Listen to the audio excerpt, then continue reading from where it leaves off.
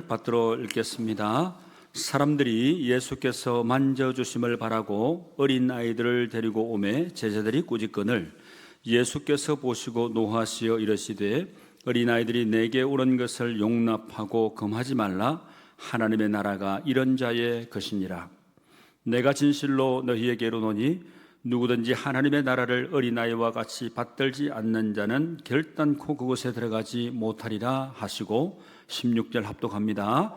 그 어린아이들을 안고 그들 위에 안수하시고 축복하시니라. 아멘. 사람은 나이가 들수록 많은 것을 배우지만 동시에 잃어버리는 것도 있습니다.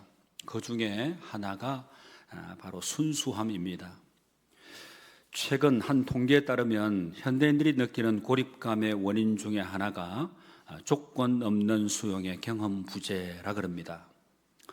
즉, 내가 어떤 상황, 감정, 이 생각을 있는 그대로 받아들이지 못해서 판단하고 통제 그리고 욕구가 계속 작동하는 그 상태를 말합니다.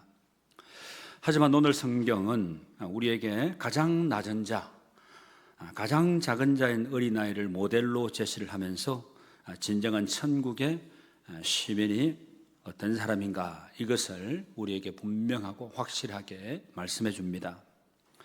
세상은 우리에게 계산을 가르치고 또 경쟁을 가르치고 비교를 가르칩니다. 그런데 예수님은 오늘 우리에게 전혀 다른 길을 보여주십니다. 어린아이와 같이 되라는 것입니다. 어린아이들은 사랑을 믿고 또 부모를 의지하고 쉽게 받아들입니다. 사랑하는 성도 여러분, 하나님 나라의 문은 높은 지식이나 능력으로 열리는 것이 결코 아닙니다. 겸손과 신뢰 그리고 순전한 믿음으로 천국의 문, 하나님의 나라의 문이 열려집니다. 오늘 말씀을 통해서 우리가 잃어버린 믿음을 다시 되찾게 되는 귀한 시간이 될 수 있기를 바랍니다. 그리고 하나님의 회복과 또 부흥의 그 비전을 우리에게 주실 때 반드시 이루어내는 우리 주사랑의 공동체 속한 믿음의 지체님들이 다 되시기를 주님의 이름으로 축복합니다. 우리 가정과 교회가 바로 하나님 나라의 모형을 이루어 가야 되겠는데, 여러분 오늘 본문의 말씀을 통해서 우리 교회가 그리고 우리의 가정이 어떻게 하나님의 나라의 모형을 이루어 갈 수 있게 될 것인가, 이 영적인 교훈을 좀 받기로 하겠습니다. 오늘 본문 마가복음 10장은 예수님께서 예루살렘을 향해 가시는 도중에 일어난 사건입니다. 당시 유대 사회에서 어린아이는 인구 계수에도 들지 못하는 법적인 권리가 없는 미미한 존재였습니다. 그러니 제자들이 그 아이들을 막아선 것은 단순히 시끄러워서가 아니라 중요한 일을 하시는 스승님께 가치 없는 존재들이 방해가 된다는 그런 생각에서였습니다. 그러나 예수님은 이 편견을 완전히 뒤집으십니다. 영국의 시인 윌리엄 에즈워드는 그의 시에서 이렇게 노래를 했습니다. 어린이는 어른의 아버지다. 여러분, 어떻게 어린이가 어른의 아버지가 됩니까? 이 역설적인 표현은 어린이의 순수함이 오히려 성숙함의 원천이다 하는 것을 노래한 겁니다. 믿음의 순수함도 마찬가지이겠죠. 세계적인 축구 선수 손흥민 선수, 여러분 다 아실 겁니다. 손흥민 선수의 어머니가 인터뷰에서 이렇게 말을 했습니다. 아들이 축구를 즐길 수 있도록 응원했을 뿐입니다. 강요가 아니라 사랑으로 키웠어요. 그랬습니다. 여러분 어떤 의미이겠습니까? 어린아이의 이 잠재력은 능력을 강요할 때가 아니라 사랑과 격려 속에서 꽃이 핀다는 겁니다. 우리 하나님도 우리를 그렇게 성장시켜 가시는 거죠. 오늘 말씀의 본문의 이 흐름은 분명합니다. 가로막는 제자들, 다가오시는 예수님, 그리고 품 안에서 선포되는 하나님의 나라.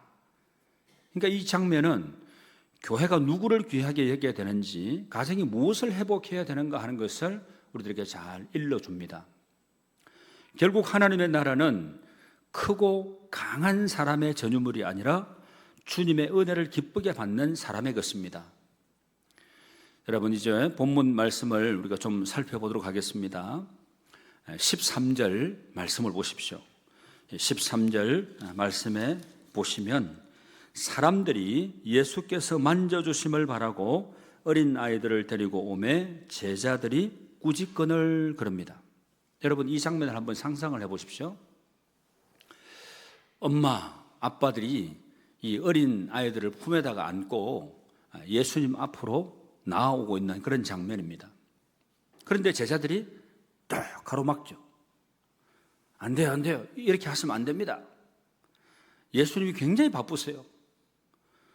어린 아이들은 나중에 데리고 오시든지요. 이런 상황이라는 겁니다. 얼마나 참 안타까운 장면입니까? 여기서 꾸짖건을 그랬죠. 꾸짖건을 하는 이 말은 헬라어 원어로 에피티마오 하는 말입니다. 에피티마오 하는 이 말은 강하게 명령하다, 금지하다, 책망하다 하는 이 의미가 굉장히 강한 그런 의미를 담고 있는데, 그러니까 제자들이 단순히 잠깐만요 이게 아니라 강력하게 밀어냈다는 거죠. 그래서 공동번역 성경은 이렇게 번역을 합니다. 나무라므로, 나무란 잘못된 것을 질책하고 책망하고 할 때 나무랐다는 겁니다. 그리고 새 번역 성경은 꾸짖었다 그렇게 번역을 하고 있고, 최근에 번역된 이 새한글 성경은 야단쳤다 이렇게 번역을 하고 있습니다. 그러니까 모두가 다 강한 거절이었다는 것을 강조해서 얘기하고 있는 거죠. 여러분, 그러면 왜 제자들이 이렇게 거절을 했을까요? 첫 번째는 효율성 때문에 그렇습니다. 그러니까 예루살렘을 향하여 가시는 그 예수님의 그 시간이 굉장히 중요한 거죠. 그런데 어린 아이들은 그다지 중요하지 않다는 그 당시에 그런 통념 아닙니까? 그런 사고방식이 그들을 지배했습니다. 그리고 두 번째는 문화적인 편견 때문에 그렇습니다. 당시 어린아이는 사회적인 약자였고 중요한 인물과 교류할 자격이 없다고 여겨졌습니다. 그런데 여러분, 솔직히 이 제자들의 모습이 오늘 우리의 모습은 아닌가 이런 생각을 해보게 됩니다. 교회 안에서, 가정에서 어린아이들을 귀하게 여기지 못한 적은 혹시 없습니까? 예배 중에 어린아이가 울면 불편해하고, 교회 학교 예배는 어른들 예배보다 덜 중요하거나 이렇게 생각을 하고, 어린아이들의 그 신앙교육보다 성인 프로그램에 더 집중한 적은 없었나? 제 자신부터 먼저 그렇게 생각을 해봅니다. 사도행전 10장 34절 말씀 이렇게 말씀을 합니다. 사람은 외모로 사람을 취하지 아니, 하나님은 사람을 외모로 취하지 아니하신다 그랬습니다. 어린아이든 어른이든 능력이 있든 능력이 없든 하나님의 사랑 앞에는 차별이 없습니다. 갈라디아서 3장 28절 말씀 같이 한번 읽어보실까요? 너희는 유대인이나 헬라인이나 종이나 자유인이나 남자나 여자나 다 그리스도 예수 안에서 하나이니라. 여러분, 이렇게 선포합니다. 여러분, 오늘 우리의 기도는 이겁니다. 주님, 제 마음속에 편견과 차별을 없애주십시오. 어린아이들을 주님의 눈으로 바라보게 해주십시오. 이런 기도를 우리는 주님께 드려야 됩니다. 여러분, 그리고 14절 15절 이어지는 말씀입니다. 예수께서 보시고 노하시어 이르시되 어린 아이들이 내게 오는 것을 용납하고 금하지 말라. 하나님의 나라가 이런 자의 것이니라. 내가 진실로 너희에게 이르노니 누구든지 하나님의 나라를 어린아이와 같이 받들지 않는 자는 결단코 그곳에 들어가지 못하리라 하시고. 여러분, 여기서 이 본문에 굉장히 중요한 단어가 나옵니다. 그 중요한 단어가 뭐냐면 노하시어 하는 말입니다. 노하셨다. 이 헬라어로 아가낙테센이라는 말인데, 이 아가낙테센이라는 이 헬라어 이 단어의 뜻은 단순히 화가 나다 이런 게 아니라 의분, 그러니까 옳지 않은 일에 대한 거룩한 분노, 이것을 의미하는 겁니다. 예수님이 노하신 거죠. 온유하시고 그렇게 겸손하신 예수님, 용서와 사랑의 주님이 분노하셨다는 거예요. 여러분, 이게 뭘 의미할까요? 어린아이들이 하나님 앞에 나아오는 것을 막는 것은 하나님을 진노하시게 할 만큼 심각한 일이라는 겁니다. 그러고 나서 예수님이 선포하시죠. 한번 따라해 보시죠. 하나님의 나라가 이런 자의 것이니라. 여러분, 여기서 이런 자는 누구일까요? 바로 어린아이와 같은 사람들입니다. 어린아이의 어떤 특성이 그러면 하나님 나라의 조건이 될 수 있을까요? 첫째는 완전한 신뢰입니다. 여러분, 아이들이 갓난아이 때 엄마만 바라보잖아요. 배고프면 엄마 젖 먹으려고 그냥 본능적으로 움직이고, 그리고 조금 더 뭐 컸더라도 뭐 힘센 어떤 물리적인 어떤 그런 게 힘세게 다가오면 누구를 또 부르든가 그때는요, 아빠 이렇게 부르죠. 엄마 아빠만 찾습니다. 밥을 먹여줄 것을 믿고 또 안아줄 것을 믿습니다. 우리도 하나님을 그렇게 신뢰해야 되지 않겠습니까? 그래서 여러분, 히브리서 11장 1절 말씀은 우리가 너무나 잘 알습니다. 믿음에 대한 정의의 말씀인데 같이 한번 읽어보시죠. 믿음은 바라는 것들의 실상이요 보이지 않는 것들의 증거니. 여러분, 우리가 눈에 보이지 않지만 그리고 평소에 하루하루 살아가게 될 때 모든 순간이 다 뭐 힘이 내게 공급이 되어서 내가 그 강한 힘으로 뭔가를 다 100% 전적으로 내가 또 제압을 할 수 있고 승리할 수 있다는 그런 뭐 확신 가운데 붙들려 가면서 살아가지 못할지라도 우리가 때로는 여러분 어려운 상황에 딱 처했을 때, 힘든 그런 상황에 딱 처했을 때 우리가 제일 먼저 찾는 분이 누구세요? 믿음의 사람이라면 주여, 입에서 자연스럽게 나오는 그 말이 주여입니다. 여러분, 이게 뭘까요? 우리 인간은 연약한 존재라는 것을 입증하는 겁니다. 주여. 이 주여 하는 이 말에 엄청난 의미가 담겨져 있는 겁니다. 주님, 이 상황 다 아시죠? 이 상황을 어떻게 내가 모면해야 되는, 나도 이 상황을 잘 모르는데 나보다 나를 더 잘 아시는 분 주님, 이 상황 내가 헤쳐나갈 수 있도록, 극복할 수 있도록 하나님이 도와주십시오. 이런 의미들이 다 담겨져 있는 거 아닙니까? 여러분, 중요한 일들이 여러분 앞에 이제 준비가 될 수 있습니다. 어저께 결혼식이 2건이 처리됐습니다. 우리 장로님, 권사님 가정에서 결혼식이 이렇게 올려지게 되었고, 우리 신랑 신부 그리고 또 다 오셔 오늘 예배를 같이 드리고 있는데, 제가 한 20년 전에 사역을 했던 서대문에 있는 그 교회에서도 그 권사님 따님이 결혼했어요. 1년 전에 결혼식장을 예약을 했다 그럽니다. 그래서 1년이 딱 지나고 어제 결혼식을 하게 되었는데 드디어 그날이 왔다는 거예요. 드디어 얼마나 걸렸습니까? 1년이 걸려요. 1년이. 여러분, 이 긴 시간이라고 생각되지만 여러분, 신랑 신부는 아마 길게 느껴졌을 거예요. 그런데 여러분, 준비하시는 부모님들은 야, 이렇게 시간이 빨리 다가오네 아마 그렇게 생각하실 겁니다. 장로님, 권사님 그러시죠? 금방 오신 거 있죠? 네. 제가 준비하는 과정들을 다 얘기를 들어서 알거든요. 이 자녀들이 이제 신혼집 꾸미려고 하고 이렇게 하면 뭐 준비할 거 얼마나 많습니까? 뭐 집을 마련해야 되죠. 집에 가재 도구들 다 마련해야 되죠. 뭐 환경이 좀 손을 좀 단장을 좀 해야 되겠다 그러면 하나에서 열까지 다 부모님들이, 우리 신랑 신부 우리 부모님이 다 해주셨죠. 네, 어제 결혼식장에는 왜 이렇게 크게 하시던데. 네. 여러분, 우리가 정말 이 세상의 삶을 살아가게 될 때 주님의 그 도움을 구하고 주님의 그 은혜를 입고 살아가는 경우가 그 대부분입니다. 그런데 우리가 잊고 살 때가 많다는 거죠. 그런데 우리 손에 잡히지 않아도, 내 눈에 직접 뭐 선명하게 들어오지 않아도 우리는 믿음의 사람들 아닙니까? 그래서 아까 히브리서의 말씀이 바로 그 말씀인 겁니다. 믿음은 바라는 것들을 뭐라 그럽니까? 허상이다? 아니죠. 실상이라 그래서 실상.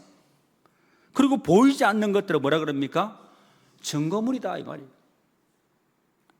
여러분, 그래서 우리는 항상 주님을 신뢰하고 주님 의지하고 주님이 나의 진정한 도움자가 됐습니다, 선한 길로 인도하심으로 늘 승리케 하실 주님이신 줄로 믿습니다. 이런 고백하심으로 승리하는 인생들 다 되시길 바라고 그 앞길에 형통의 삶이 여러분 예비되는 복된 인생들이 다 되시기를 주님의 이름으로 축복합니다. 그리고 두 번째는요, 완전한 의존을 하는 존재들이 바로 이 어린아이들입니다. 첫 번째는 뭐랬죠? 완전한 신뢰. 그리고 두 번째는 완전한 의존. 그러니까 어린아이는 자기 힘으로는 살 수가 없습니다. 오직 부모에게 의존을 합니다. 이게 바로 하나님 앞에서 우리의 자세여야만 하는 것이죠. 그래서 여러분 요한복음 15장 5절 말씀은 이렇게 말씀합니다. 요한복음 15장은 여러분 포도나무와 가지에 대한 비유의 말씀 아닙니까? 여기에 보면 이렇게 말씀하고 있어요. 같이 읽습니다. 나를 떠나서는 너희가 아무것도 할 수 없습니다. 너무나 분명한 말씀이에요. 주님을 떠나서는 너희들이 아무것도 할 수 없다. 분명히 말씀하셨잖아요. 그런데 믿음의 사람이라고 하면서 주님 없이 살아가는 사람처럼 살아가는 사람들이 분명히 있다니까요. 여러분 하나님의 말씀을 믿으세요? 신뢰하고 그 말씀대로 살기를 원하십니까? 여러분 그러면 잠깐만 몇 구절 안 되는 이 말씀도 내게 엄청난 힘이 될 수 있는 거예요. 염려와 걱정에 사로잡히지 않고 하나님이 내게 주시면 불가능도 가능케 해주시고 약한 것도 강하게 되고 내가 뒤처져 있을지라도 앞서게 되고 내가 아래에 처해 있을지라도 내가 위에 있게 되는 이게 뭡니까? 이게 바로 겸손이거든요. 나를 낮추는 거예요.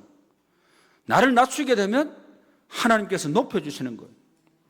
오히려 나는 남을 더 낮게 여기고 좋게 여기고 나를 낮게 여기는 그런 삶을 살아가게 되면 하나님께서 반드시 그 인생을 빛나는 인생으로 세워주시더라고요.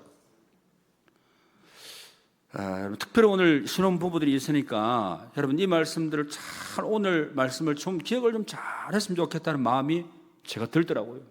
예배 전에 또 오셔서 이렇게 같이 인사도 나누고 했습니다. 여러분 믿음은 바라는 것들의 실상이라 그랬어요. 믿음이 별거 힘 없는 것처럼 그게 아니라 저는 확실히 신뢰합니다.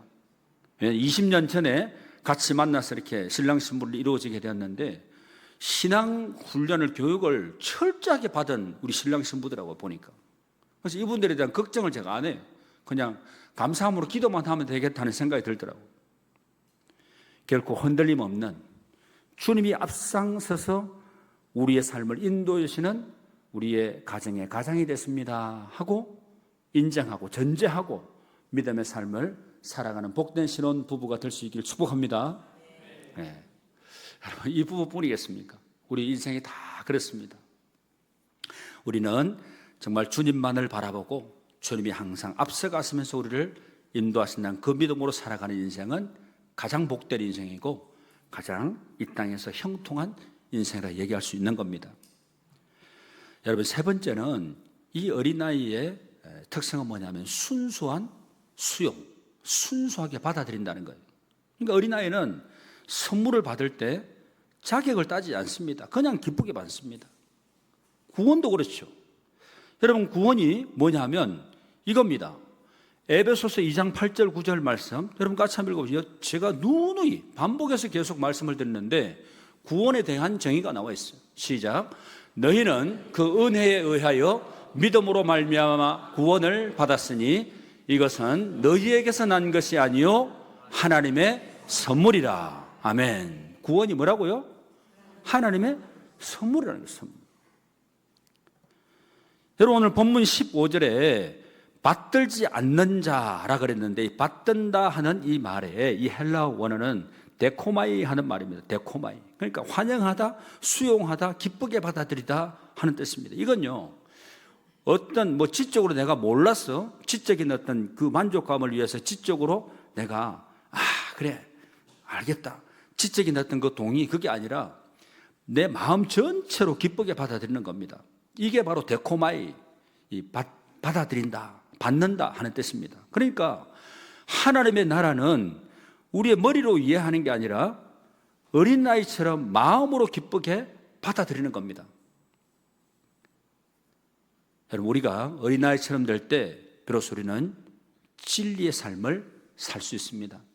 그래서 주님께서 뭐라고 말씀하셨습니다. 내가 곧 길이요 진리요 생명이다 말씀하신 거죠. 그럼 마지막 16절 말씀 같이 한번 읽어보실까요? 시작. 그 어린 아이들을 안고 그들 위에 안수하시고 축복하시니라. 아멘. 이 마지막 본문 16절은 오늘 이 본문의 이야기의 마지막 클라이막스입니다. 그러니까 예수님이 어린 아이들을 안아주셨습니다. 그리고 안수하셨다 그랬어요. 그리고 축복하셨다는 겁니다. 이 세 가지 동사 안에 오늘 말씀 핵심이 다 담겨져 있습니다. 안아주셨다, 안고 하는 이 말은 마가복음에만 사용된 독특한 단어입니다. 이건 단순히 팔로 감싸는 게 아니라 힘껏 꼭 껴안다는 뜻입니다. 그러니까 예수님이 어린아이를 꼭 껴안아 주신 거죠. 그리고 안수하시고 이 말은 그 위에 두다, 올려놓다는 뜻입니다. 여러분 안수기도가 뭡니까? 이 오른손을 머리에 얹고 이렇게 성령의 기름 부으심, 그리고 하나님께서 이 시간 기름 부으세운 이 종에 그 예식 같은 거 할 때 안수기도를 하지 않습니까? 이 건이 축복을 전달하는 행위인 거죠. 그리고 축복하시니라 하는 이 말은 단순한 축복이 아닙니다. 충분히 완전히 축복하다 하는 그런 의미의 강조형 단어입니다. 그러니까 예수님은 어린 아이들을 꼭 껴안아 주시고 손을 얹으시고 충만하게 완전하게 축복해 주셨다는 겁니다. 세계적인 소아정신과 의사이자 아동심리학자인 도널드 위니컷은 이렇게 말을 했습니다. 충분히 안아주는 환경이 아이의 전 인격을 건강하게 발달시킨다 그랬습니다. 여러분 시편 131편 2절은 이렇게 고백을 합니다. 같이 한번 읽어보시죠. 실로 내가 내 영혼으로 고요하고 평온하게 하기를 젖된 아이가 그의 어머니 품에 있음 같게 하였나니 내 중심이 젖된 아이와 같도다. 여러분 이게 우리가 하나님 앞에 있어야 될 모습입니다. 엄마 품에 편안히 안긴 어린아이처럼 주님의 품에서 완전한 평안을 누리는 겁니다. 여러분 그랬어요? 이사야 40장 11절 말씀 이렇게 선포합니다. 같이 읽습니다. 그는 목자같이 양무리를 먹이시며 어린 양을 그 팔로 모아 품에 안으시며 젖먹이는 암컷들을 온순히 인도하시리로다. 할렐루야. 아멘. 우리 하나님은 오늘도 우리를 품에 안으시는 참 목자이십니다. 우리가 지치고 상처 입고 실패했을 때 주님은 우리를 따뜻한 품에 꼭 안아 주십니다. 그래서 마태복음 18장 5절 말씀 이렇게 말씀하죠. 누구든지 내 이름으로 이런 어린아이 하나를 영접하면 곧 나를 영접함이니. 어린이를 사랑하고 영접하는 게 곧 주님을 영접하는 것이다 하는 의미입니다. 여러분 몇 해 전에 어느 초등학교 운동회에서 발달장애를 가진 친구가 달리기 경주에서 뒤처지게 되자 먼저 달려가던 이 4명의 친구들이 결승선을 앞두고 멈춰서서 그 친구의 손을 잡고 함께 들어온 감동적인 뉴스가 있었습니다. 세상의 논리는 1등을 뽑는 것이지만 이 아이들의 마음은 함께 가는 행복을 선택했다는 겁니다. 이게 바로 예수님이 말씀하신 하나님 나라의 풍경입니다.